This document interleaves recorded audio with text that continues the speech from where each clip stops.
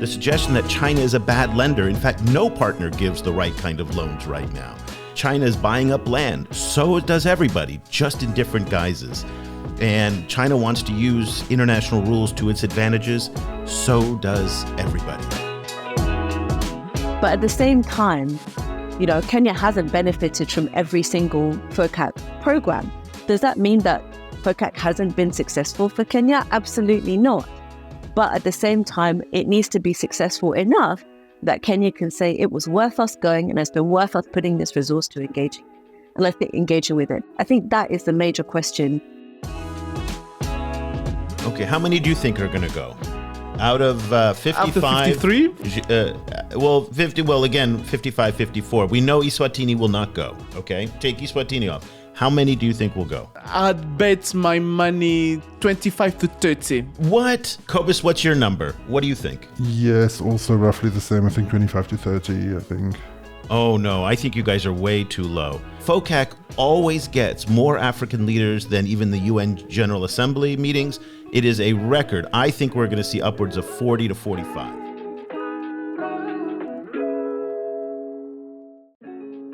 The China in Africa podcast is brought to you in partnership with the Africa-China Reporting Project at Wits University in Johannesburg. The ACRP promotes balanced, considered reporting on China-Africa relations through training programs held throughout the year. More information at africachinareporting.com.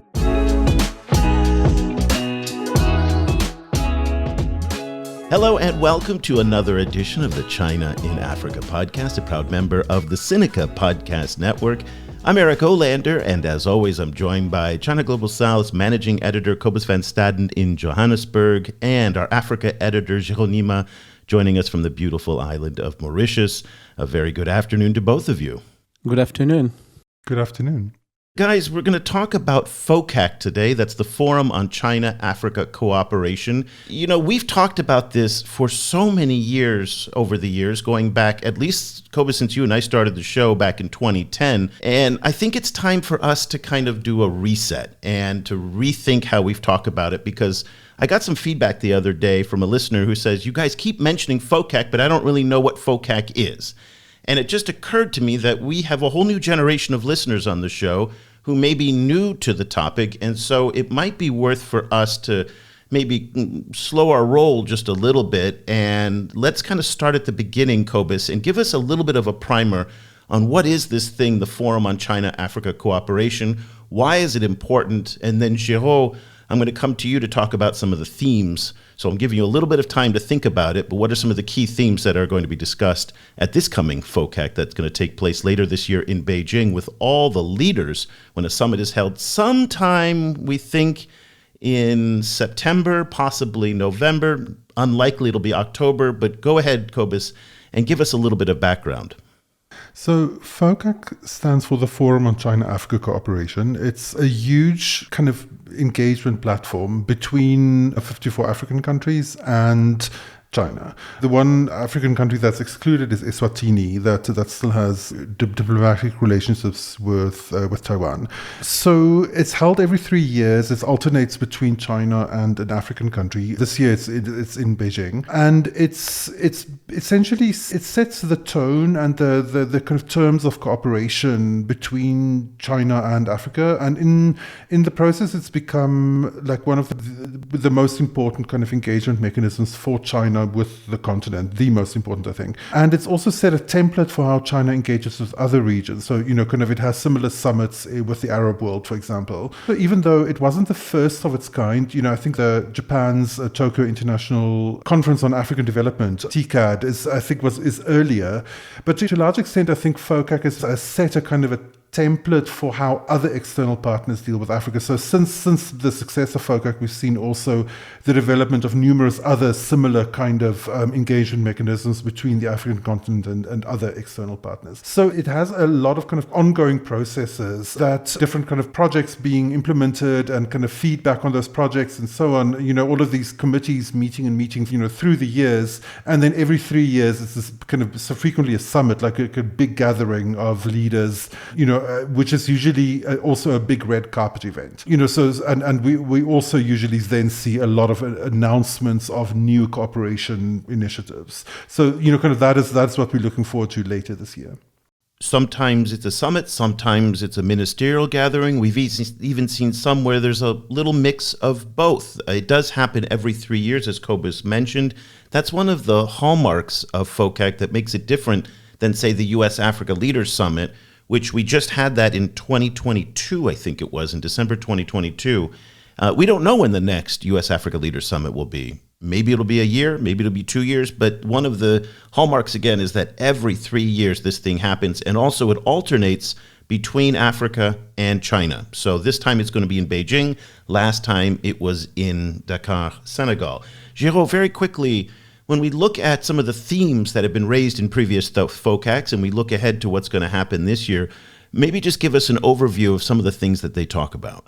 The last FOCAC that's happened in Dakar in 2021, it was really happening at the end of, I'd say at the end in the middle of the pandemic, and it was a big place that was given to vaccine policy, and because at that time African countries were really deprived from vaccine coming from the global north, so China really pledged to send 1 billion of vaccine, I think, to Africa to cover the COVID. With that engagement, that commitment was reached. We're gonna talk about it. I doubt it did happen, but also gonna be talking about trade, because last FOCAC as well, China took a big commitment to say I'm gonna be importing much more from Africa in terms of trade, but that number of 300 billion was not reached for the last 3 years, or even for this year, for what that matters. So we can expect that to also happen. We can also expect to see with the Belt and Road Initiative 2.0, the BRI 2.0, how China is changing the small and beautiful Chinese approach.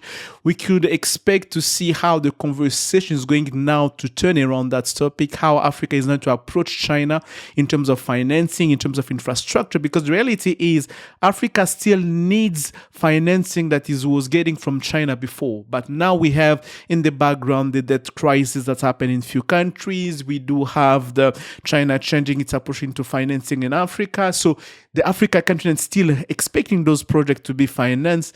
We should expect those conversations to take place and what China can often put on the table. And finally, we can also expect to have a geopolitical conversation, because now we have the China-US tension over critical minerals and over different issues. Africa is finding itself in the middle of those geopolitical tension. Now, many African countries have already expressed their willingness to stay away from that debate, but still we can see some influence coming into that space. So we also should expect to see those geopolitical conversations to happen in a certain way or in another.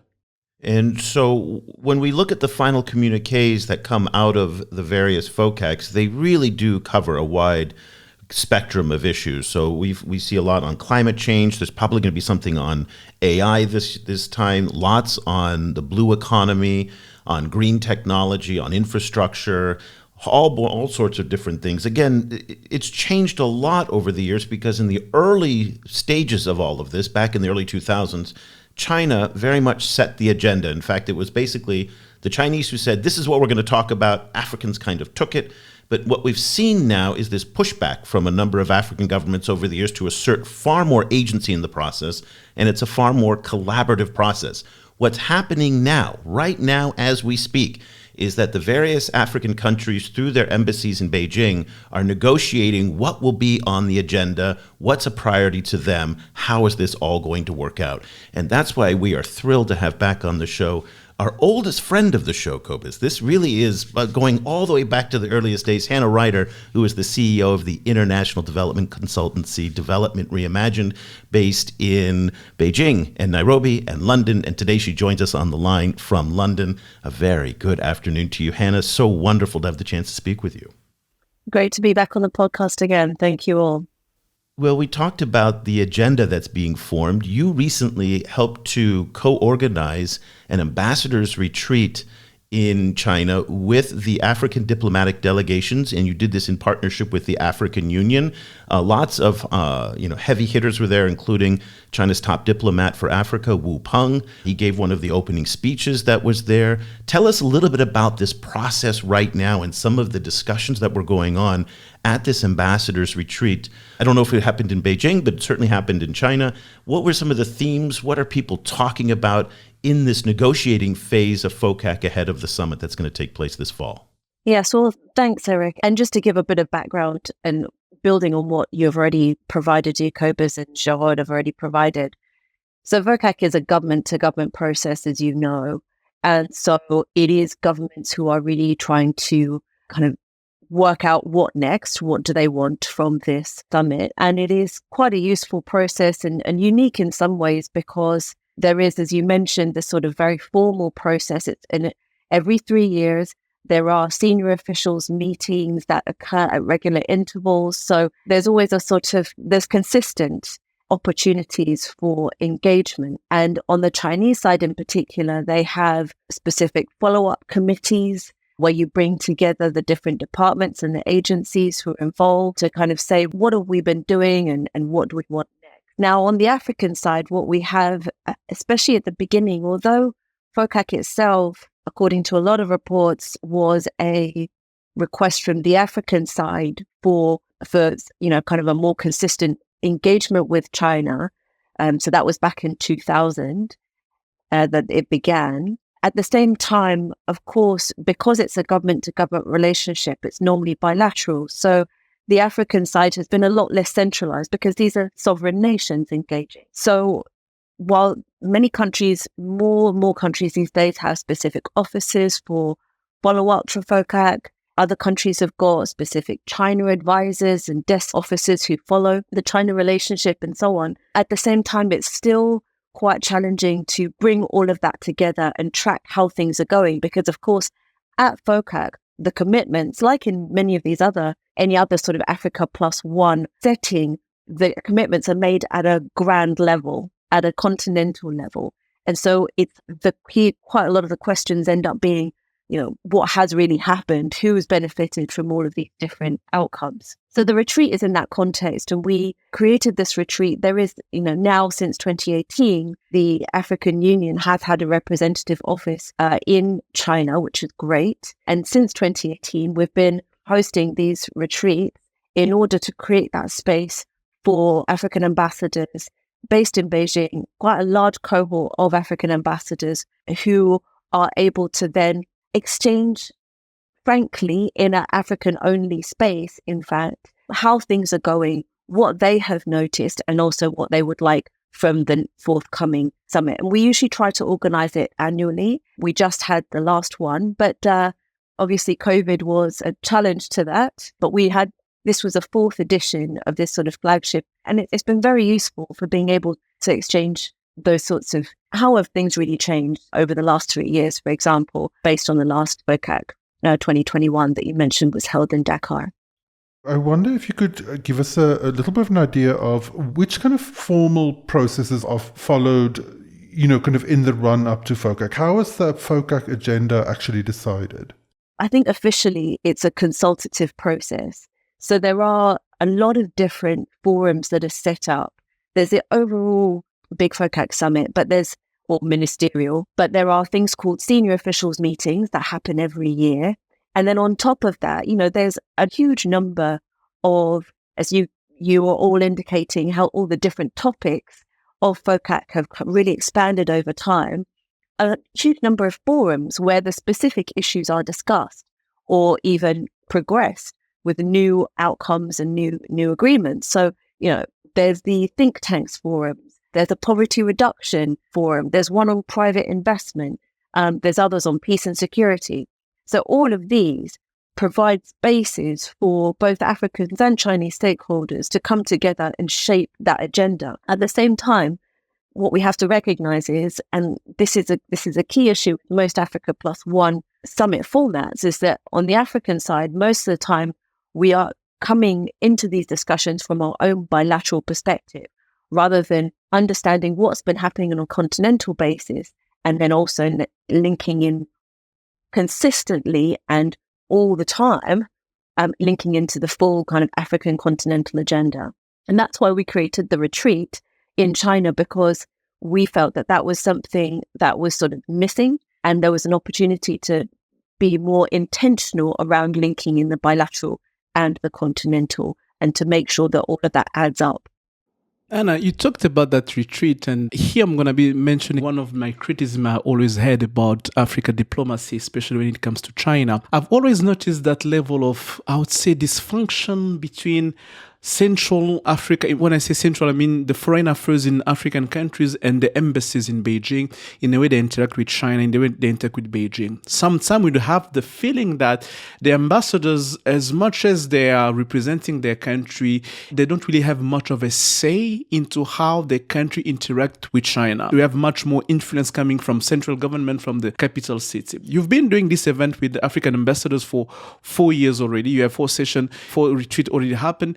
Have you noticed a change of that dynamic? Have you noticed that African ambassadors are becoming much more empowered in their relationship with China, in a way that when they speak, they really speak and talk about what's really going to transpire later on in those FOCAC agenda? Or do you still feel that there is still a strong influence from foreign affairs or even the presidency office back home?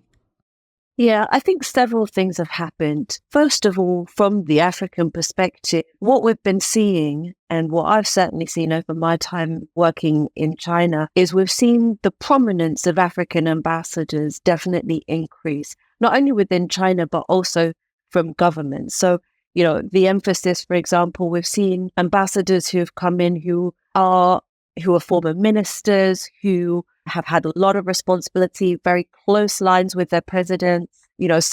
One of our South Sudan ambassador, for example, has just become the Deputy Minister for Foreign Affairs. These are people who are extremely well respected within their government and brings a lot to the table. Some, for example, even come in as political appointees from business with a very strong business background, because, the main priority for them, for instance, is economic diplomacy. So that in itself has been a change. So you see much more, I think, a lot more action and activity from the ambassadors themselves, and much more engagement. Second of all, I think it's hard, right? Because actually, ambassadors are from the Ministry of Foreign Affairs. Of course, many of them have a broad sector background, but what the engagement with China is an engagement which is crossing all sectors. We've talked about that already. So you suddenly have to become a trade expert. You suddenly have to become, an expert on China's agriculture and health. And that is a lot to do. And of course, sometimes the embassies are also not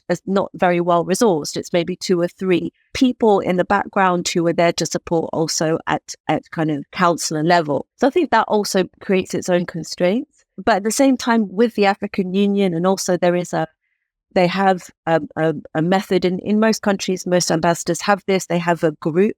They have a grouping. You have a dean, regional deans, and so on.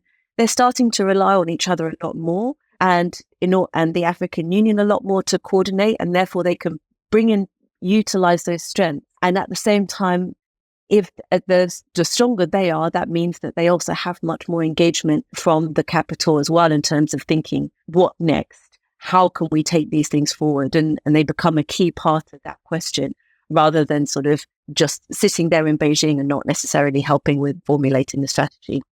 Of course, also with COVID-19, I would say the ambassadors became extremely important, because there was not necessarily that opportunity for a back and forth discussions between, the Chinese ambassador in country and those in government in capital. And in 2021, we had some of the strongest outcomes from FOCAC ever, and that's continued. So they've shown their value actually to the process, and I think that should continue.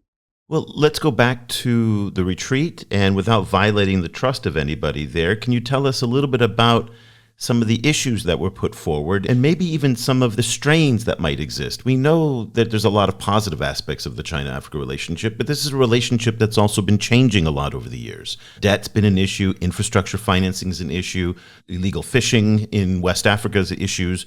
What are some of the areas that you heard at this particular retreat where the African ambassadors are really trying to push harder to assert themselves in this relationship to ensure that those issues are on the agenda? What were people talking about? Yeah, I mean, it's also a fairly early stage at this point in terms of thinking about what to achieve. This is the summit coming up in autumn, and so therefore there's still plenty of time to think about outcomes. We divided up the agenda into a number of sections. So we talked about finance, we talked about trade, climate and development, and we also talked about global governance reform, and also a couple of more specific sectoral areas like agriculture and health. And we had some great speakers and leaders from the continent engage on those questions and really kind of set up the agenda for discussion. And as you said, sort of without violating any trust, this was a Chatham House discussion, and it's meant to be, the reason why we have it as a Chatham House discussion is so that ambassadors and participants can be very frank, so that they can talk about the opportunities and the challenges, the things that have gone well and the things that haven't gone well, and use that in planning the way forward. But as an example, while I'll pick something that Géraud just mentioned earlier on about trade, for instance, it's while, the trade targets, in fact, in our understanding, the trade targets are likely to be met, and we can come back to that. But nevertheless, there's still a feeling from many, many embassies that there's a lot more that could be done in terms of opening up the Chinese market, making it easier to sell products into China and also market in China. And those sorts of questions. We talked about climate change. On the climate change area, a very strong view that this is, well, absolutely really need Chinese support in terms of renewable energy. We still need the recognition for that, just transition. And, we don't want Chinese or others to stop, Chinese finances to stop supporting gas or other certain types of fossil fuel energy. These sorts of questions came up, and it's sort of both policy issues, but also some international facing issues that countries would like support from China on, which I also thought was quite interesting in itself. In listening to the conversations, did you get a sense of what the kind of like big areas of focus are going to be, and whether we are seeing any new emerging ones? Like Eric mentioned the possibility of cooperation on AI, like whether, whether there's other new fields of cooperation that might be added to this year's agenda. Yeah, absolutely. I was looking back at a briefing that we actually wrote in 2018. And at that point, we'd identified 13 different areas that usually kind of, if you're looking at all the different sectors that are covered by FOCAC agreements in general, this is what they fall into. They fall into 13 categories. I would say, and I hope we can add to the show notes on that, but I'll add that briefing in and we'll probably update it as well. But I would say two particular areas. And although they have been there before, I think it's the emphasis and the ambition that will be different this time. So for instance, digital cooperation. Eric, you mentioned AI. Cobus, you've mentioned AI. I think that where does that digital cooperation go? What is it aiming for? How does it evolve? Will definitely be a new, interesting area. And then I would also say the second would be on global governance reform. I think building on the support that was provided by China for instance, the African Union position in the G20, I think there is a real realization from the African side that actually maybe China can be a very strong supporter in certain areas for international reform, international governance and financial reform. So I think that will be another area to look at. And I think overall the emphasis, and this was definitely the case in 2021, but there'll be even more emphasis on linking into African agendas, new African institutions. That is most certainly going to be a big push from the African side. And I think that's the case everywhere with all engagement with Africa, with development partners, but definitely with China will be a major one. We've mentioned it at the beginning. One of the strengths of the FOCAC is regularity, the fact that it happened every 3 years and it's really regular. And one of the downside of having a regular forum is the fact that people can really develop that kind of fatigue of forums like, we have that every 3 years. And that fatigue can come up with the fact that we haven't seen much happening, or we haven't seen much progress. We haven't seen, based on what was scheduled before, the hallmarks and the goal, we had the milestone that we are supposed to get. We haven't reached those hallmarks or those goals. Have you had the feeling that when you talk with ambassadors and different stakeholders, not only those embassies in Beijing, but outside and Beijing, also in Africa, do you get the sense of a certain optimism into this upcoming FOCAC? Or do you get the sense that there is a certain fatigue, that it became just one of those France-Afrique summit that we used to have before? Or you still have that sense that there is this eagerness to go to those summits with the hope and the certainty to get something out of those summits? Yeah, I was going to say, Géraud, actually, the France-Afrique summit was one of the first, was the first, right? Exactly, yeah. Of the Africa Plus Ones from 1973 onwards. There is a danger of that, definitely. At the same time, I think because FOCAC is so well established and it has resulted in quite specific targets that in many cases you can follow, even if it's tough to follow, something like trade, you can go and look back at the numbers and you can see how it's changing. And so as a result, and because it's also very broad sectors, I think there is still a significant sense of engagement. Definitely at the retreat, we saw so many of the ambassadors and the teams being really quite energetic around how do we make this deliver?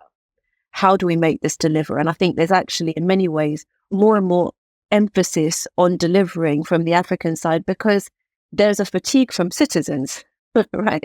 I think citizens have kind of said, look, why are you going to these summits? What are you getting out of them? You need to make sure that you do. So definitely the ambassadors, the heads of state, ministers of foreign affairs, ministers of finance also feel that pressure to make sure that this is something that will be tangible, that you can say we got X, Y, and Z out of it. And I have to say as well, I would say there isn't a significant fatigue when it comes to China because we've seen the largest number of African heads of state and government visit China over the last year than we've ever seen. So there's still significant expectations from the China relationship, I think, but there is, of course, an underlying question of, is there going to be finance available? Is that really on the table, for example? How much can China really do around trade? How much can really be done in terms of value addition? Are Chinese stakeholders really committed to this? And I think those are the sorts of questions that hopefully FOCAC can resolve, this next FOCAC can resolve, but also we'll need continuous following up and pushing. And that's been one of the hallmarks of FOCAC over the years is these big dollar numbers at the end of the summit. So it went from a small single-digit $1 billion of Chinese commitment to $20 billion, to $40 billion, to I think to $60 billion, huge commitments. Now, the last FOCAC summit in Dakar, they didn't give a precise number, but it was in the high tens of billions. They made promises like they were going to have $300 billion of exports, African exports and Chinese imports. That did not happen. There was $1 billion of vaccines. That did not materialize.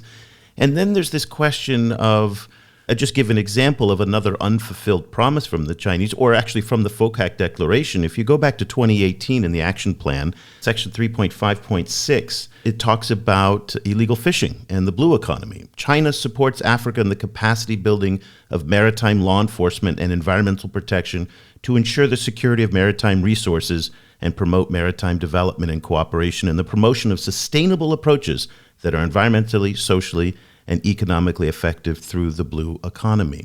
One of the things that we know from Ghanaian, Nigerian, Liberian, lots of West African civil society groups is that Chinese illegal fishing is a very serious problem.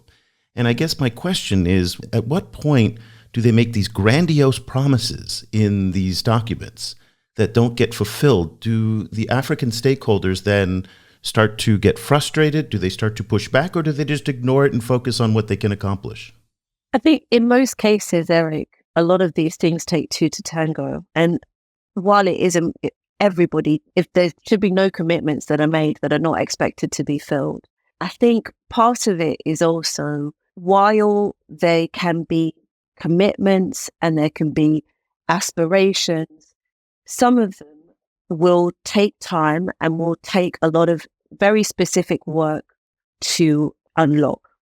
I think fishing is definitely one of those. There has been a lot of work to try to make sure that the illegal fishing doesn't happen and so on. But at the same time, some of that is to do with governance functions. It's to do with the actual capacity of African countries themselves and how much resource they choose to dedicate to these issues. It's not only within Chinese control. And I think that's part of the challenge.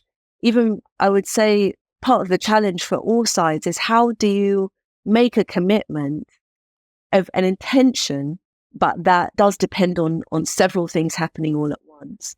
And I think that's not just something that is the case with the Chinese outcomes, but it's also a lot of African engagement in general. We have to really own these outcomes, really make sure that they are ones that we can actually go after and manage. And otherwise, there's just no point making them. So I think there is that kind of thinking going on around, can we do things that are more specific or more targeted as opposed to covering everything? That is definitely a consideration with FOCAC.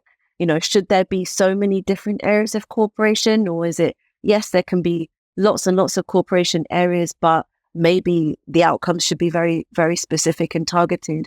But at the same time, you also don't want to reduce ambition. You also don't want to reduce the kind of entrepreneurialism around that exists within something like FOCAC, because even though it is government to government, the implementation of it is by Chinese companies, it's by African companies, by African banks in some cases, and so on. So it's a challenging format. It has its own challenges for sure. But at the same time, there's still a very big push from the African side. We do want targets. Africans definitely want targets, that's for sure, and especially financial ones.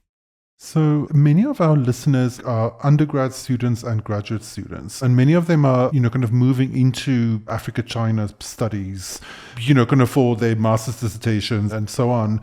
So just a kind of a practical research, FOCAC-related research question for you. Like, so frequently when one reads the FOCAC declaration or the final communique, there's these mentions of, they're going to embark on 10 joint peace and security projects, 10 joint green energy projects, 10 these projects, and so on and so on.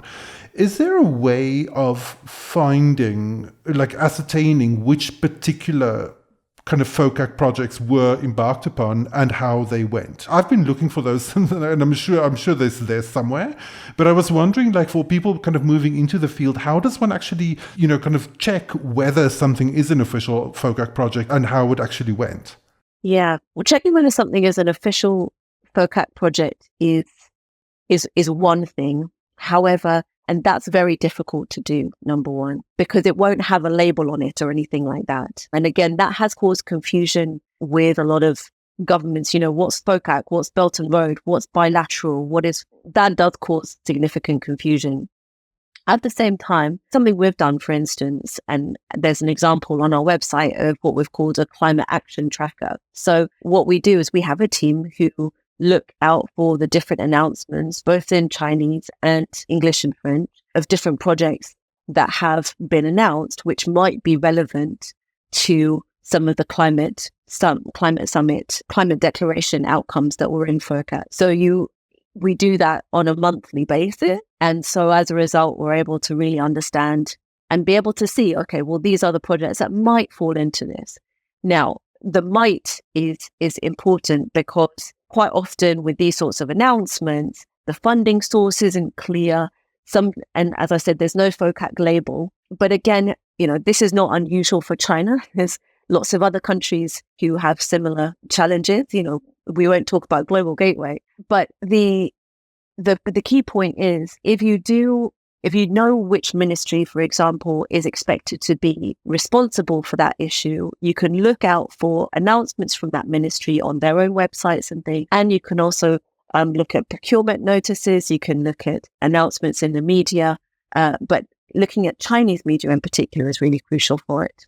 To follow up on what Cobus was saying, it's really something quite I wouldn't say bordering, but it's interesting in a way that that's ability to track the realization of those projects, it's really fit into the narrative of FOCAC being useful or not, or the China-Africa Summit being, China-Africa relation being useful or not. Because when you talk with different stakeholders coming from the West, the criticism comes, China talks a big numbers, but when you look closely, you don't really find that much of realization on the ground.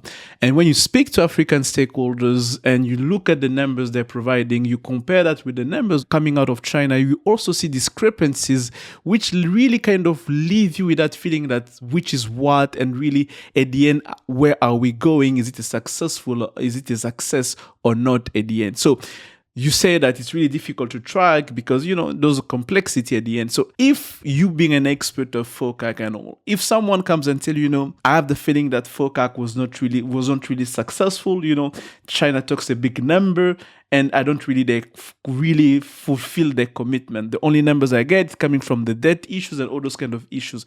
What would be your reaction to such researcher or such person from civil society? Because those criticism comes a lot from civil society who are not part of the process, who most of the time are not even integrated by the government into feeding the agenda of the FOCAC.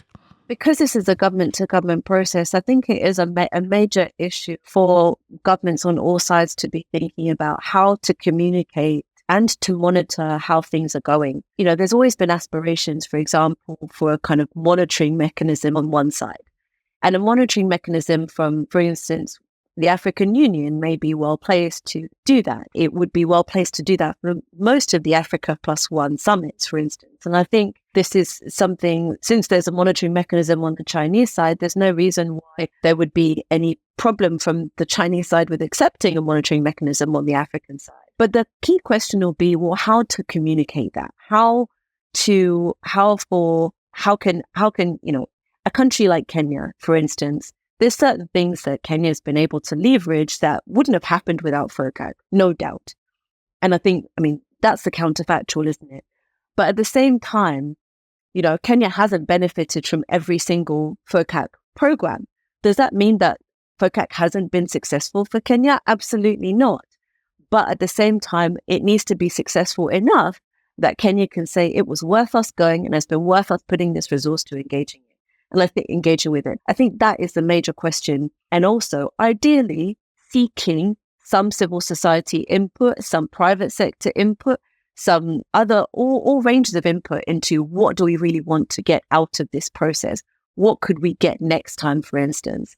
Probably, I don't know if there's enough time for governments to go and do that kind of consultation at this point. Maybe they can, maybe they will. But even if they didn't this time, perhaps next time, that could be something to do. We've always said that ideally countries would have a China engagement strategy that they would make public. That would be the ideal. So that, that's something that they can kind of say, yes, this is where we see our relationship with China progressing.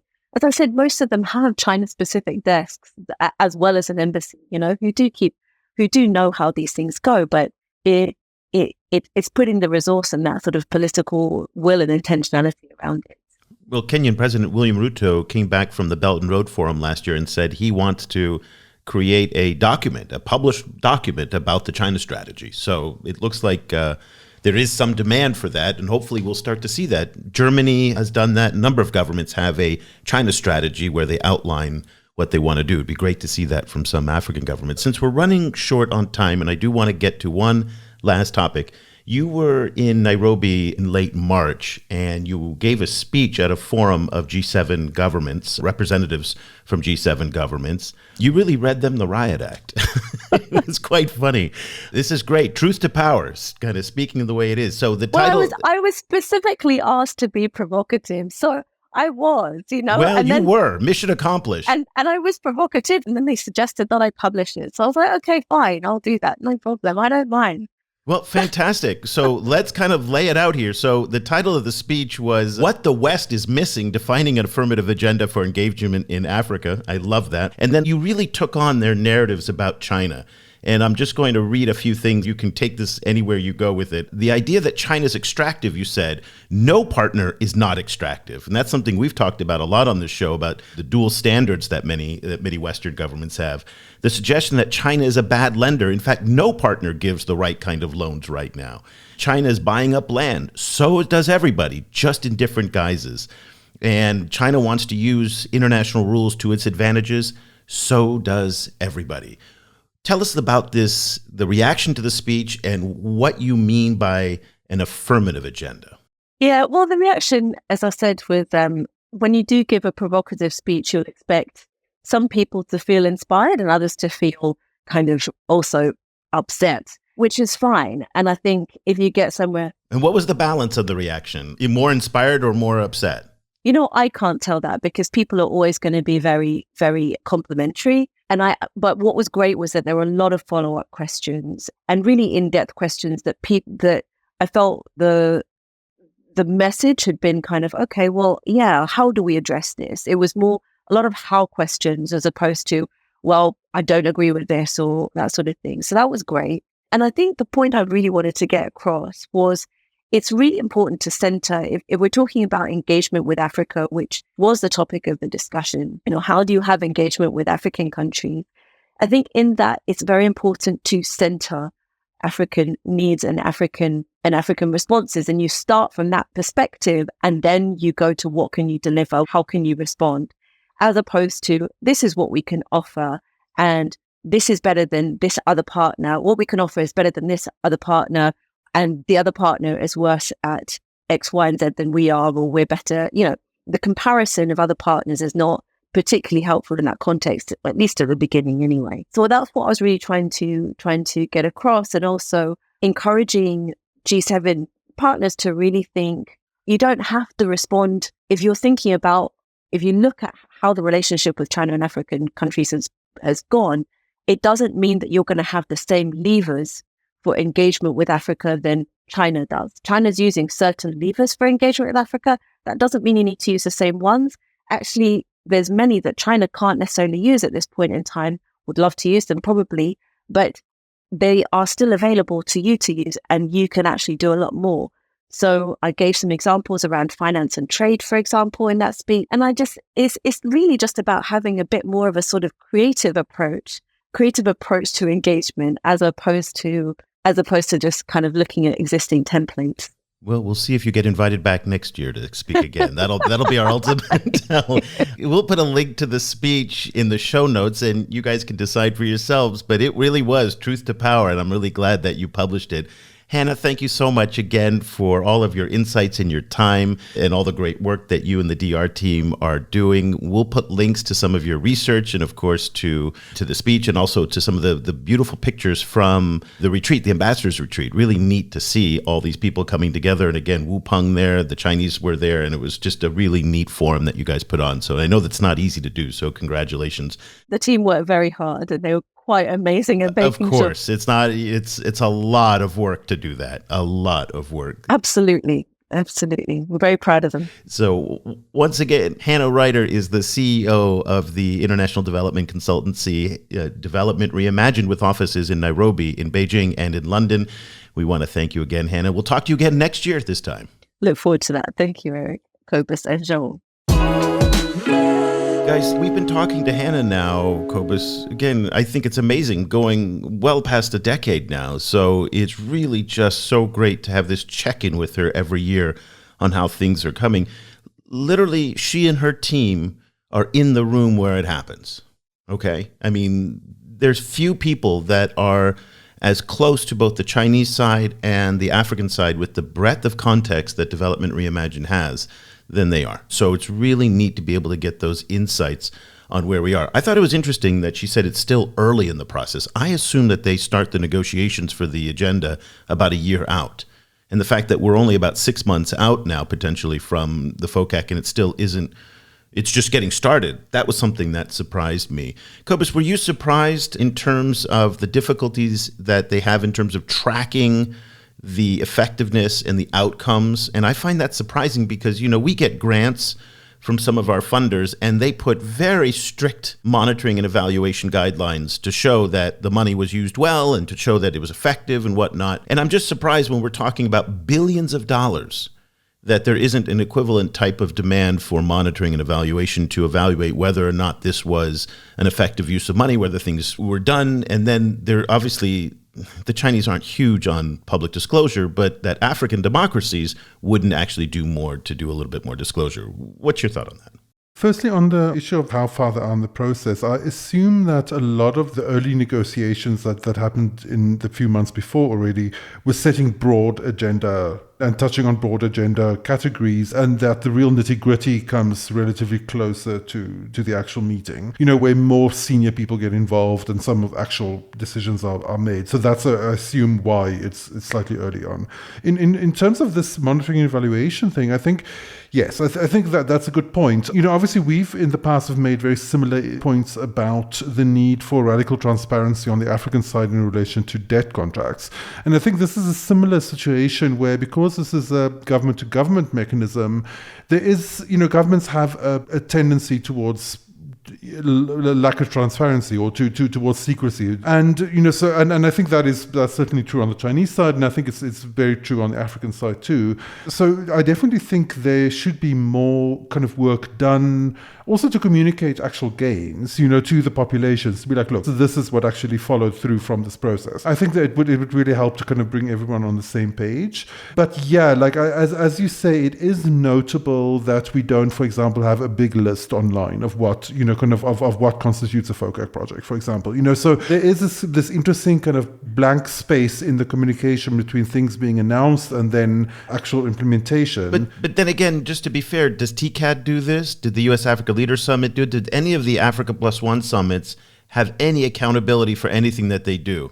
That's similar for many of them, yes. I really do believe it's not really surprising, because once you understand that there is also a component of political communication behind that, you understand that no one would like to put itself in a situation where you can be blamed by saying that you failed your commitment. So you want to leave it blurry enough so you can still spin the communication at the end when it comes to, to show that what was FOCAC or not. You can still take a small project somewhere done by small private companies and put it in your FOCAC list, because in the FOCAC you mentioned that there will be much more private engagement. So you can still spin off those elements together and say, okay, this is what I was able to achieve. So for me, it's not really surprising. I was like, yeah, being a political organization, being much more a government-to-government initiative, I wouldn't be surprised that on both sides, there was not much of a determination or willingness to really have a clear transparency on what is FOCAC and what is not FOCAC, just to allow each side to spin off the communication about that, the messaging around that.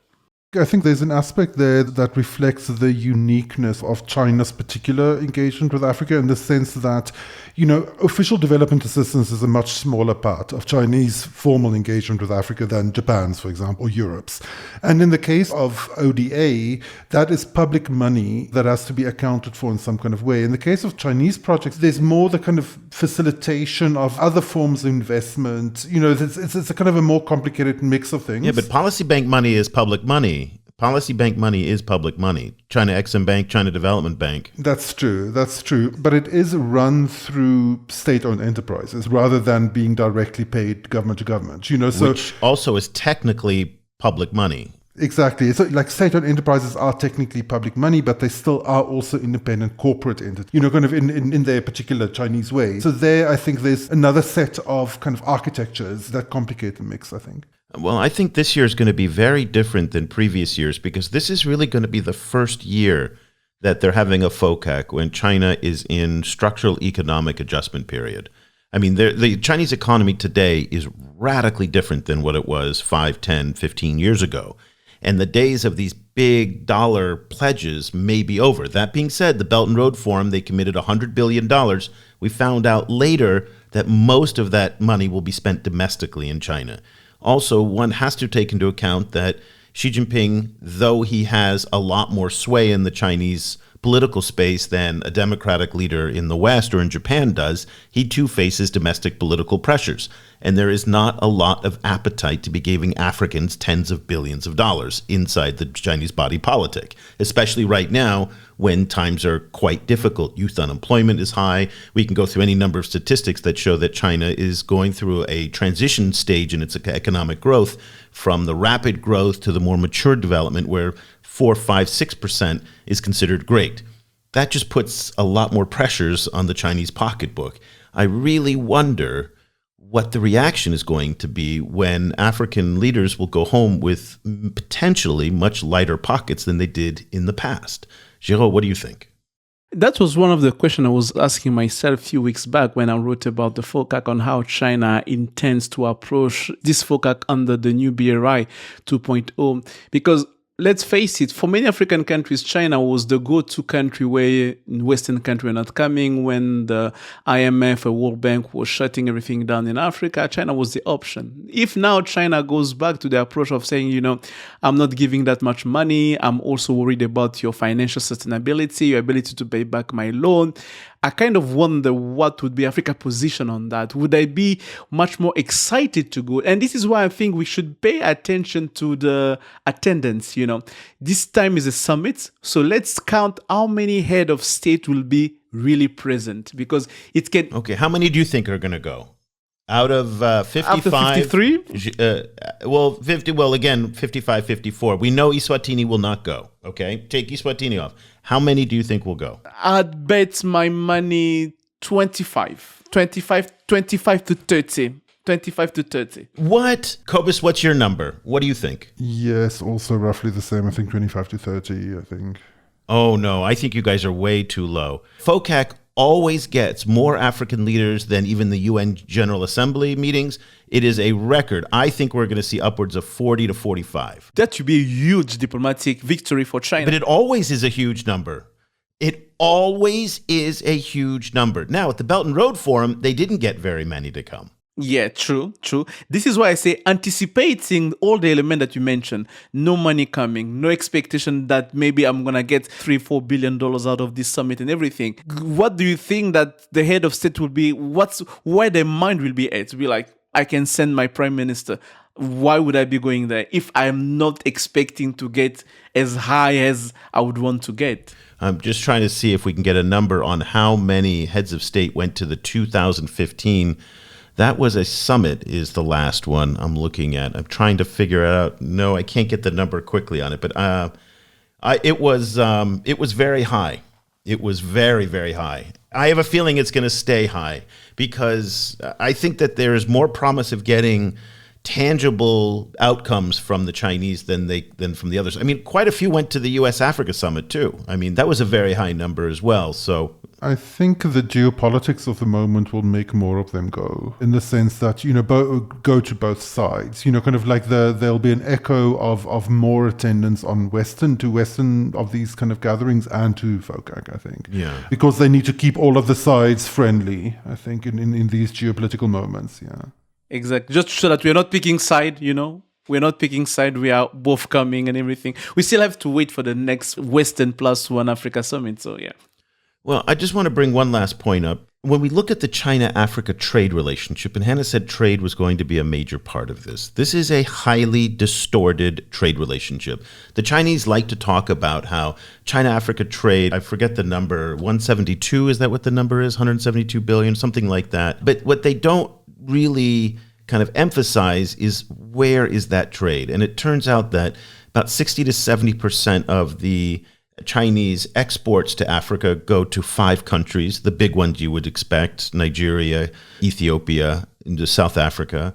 And then the exports from Africa are concentrated also 60 to 70% from just a handful of countries, Angola being one, the DRC, Géraud, your country, South Africa as well. Those together account for, I think, 62% of all exports. Again, highly distorted relationship. What that means is that, 50 other countries don't have a very healthy trade relationship with China. And then there was an interesting statistic that came out of Boston University's China-Africa Economic Bulletin, the 2024 edition that the fantastic team at the Boston University Global Development Policy Center put together. And it surprised me. They looked back on trade from 2000 to 2022, and they calculated that 89% of Africa's exports to China were in the extractive sector. And that is a rather depressing number in the sense that in many respects, that is the dynamic that Africa has been in for centuries. And so in many respects, when China talks about that it is a different kind of partner for Africa, at least when it comes to trade, that profile looks very similar to what it's looked like for the past 500 years. Cobus, what do you think? Well, I think it reflects a point that Hannah was making in her G7 speech, is that no matter what kind of partner you are to Africa, Africa also occupies a certain kind of structural position in the global economy. And, I've in the past joked that Africa's position in the global economy is essentially the place in your backyard where you leave an old car, that doesn't run anymore. So it's not your front garden. And, I think, Africa has forever been, its position in the world has been defined by extractive. And it's difficult to break that pattern. I think particularly also difficult to break that pattern if you're not getting very proactive and innovative cooperation from the African side, which in some cases, some African countries you are, and in other African countries, not so much. So, for example, I was very snarky today in our newsletter about a call by Yoweri Museveni, the president of Uganda, for greater access to Chinese markets, where I was like, China in 2022 already gave tariff-free entry to 98% of Ugandan products. So, where are we now? Why is in 2024 still that same call being made that he also made in 2021, when in the intervening time there's been a huge kind of cut in tariffs to the Chinese market? Like, has that not provided additional access for Uganda? Like, what is the situation? I feel that there's huge missed opportunities because many African countries have unique products, particularly on the agricultural side. They have potentially amazing things that they can process and sell to China. But I think a lot of these countries they're in a kind of an extractive industry, mineral and oil tunnel vision. Like Uganda itself is busy building a completely environmentally ruinous oil pipeline. And I think in a lot of cases, this is also reflects a breakdown of imagination on the case of some African policymakers, and with that, not the work being done to set up the infrastructure that it would take to actually diversify trade. But maybe I'm being kind of unfairly critical.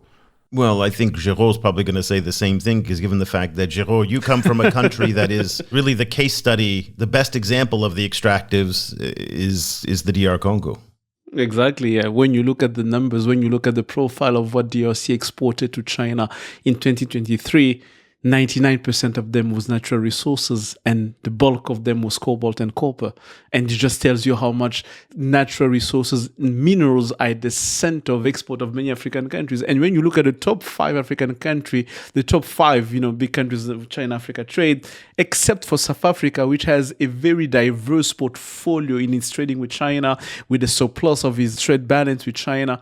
The rest of us, like Ghana, DRC, and Ethiopia, most of us, and even Egypt, most of us is much more natural resource than anything else. And I do believe that it's really stemmed from just our inability to diversify our economies. And as Cobus was saying, Uganda has been complaining, we want much more access. You have 98% free tariff on most of your export to China. But what have you done with that? When you look at the numbers from Uganda, same thing, natural resources, not much of manufactured product. And just to be fair, so for people to understand, this is the place, and as Cobus said, the structural place that Africa is occupying in international trade in many respects, even with the US, even with Europe. When you look at our profile, it's the same thing. I think there is a lot that needs to be done in terms of industrialization internally, what we want to do, what the place we want to occupy, what space we want to occupy. Even now, when you talk about value chain,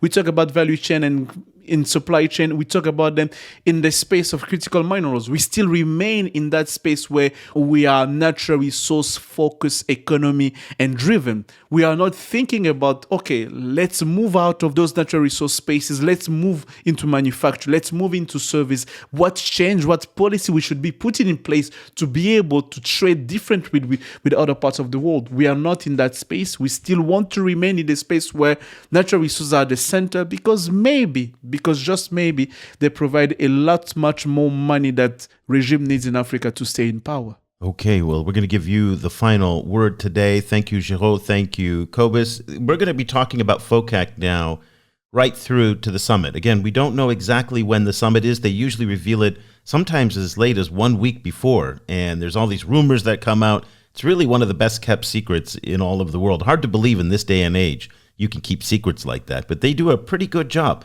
We don't think it's going to be in the month of October because that is when they have Golden Week in China, which is a 10-day holiday. That's their national day holiday. People are checked out for the first 2 weeks of the month, and then the second 2 weeks they're catching up. Unlikely that it's going to be then. We hear rumors, by the way, that it might be in September before Golden Week, and then also other rumors that it might be in October. Last time it was in December. So again, we just don't know. We're kind of banking on the fact that it's going to be earlier than later. So we're getting ready with a whole bunch of resources on the site pretty soon. So starting in the spring, you're going to see these great backgrounders, and we're going to put a lot of information, probably put a link to this podcast as well, because it's great to have Hannah and her team be part of this as well. So look for that on the site. And again, all of this work is being done by the team, by Géraud, by Cobus, by Johnny, by Antonia in Jakarta, and it requires your support, and we really, really depend on your support. We want to thank our Patreon supporters. If you want to support us, go find us on Patreon at China Global South. Also, the best way to support us is to subscribe. Go to ChinaGlobalSouth.com/subscribe. We've made subscriptions very affordable in order to have the widest audience possible. We hope that you'll give it a try. We'll give you 30 days for free, and if you are a student or a teacher, you get half off. Just email me using your academic address, eric@ChinaGlobalSouth.com, and I will send you the links for the 50% discount subscriptions. So that'll do it for Géraud, Cobus, and myself. We'll be back again next week with another edition of the China in Africa podcast. Until then, thank you so much for listening.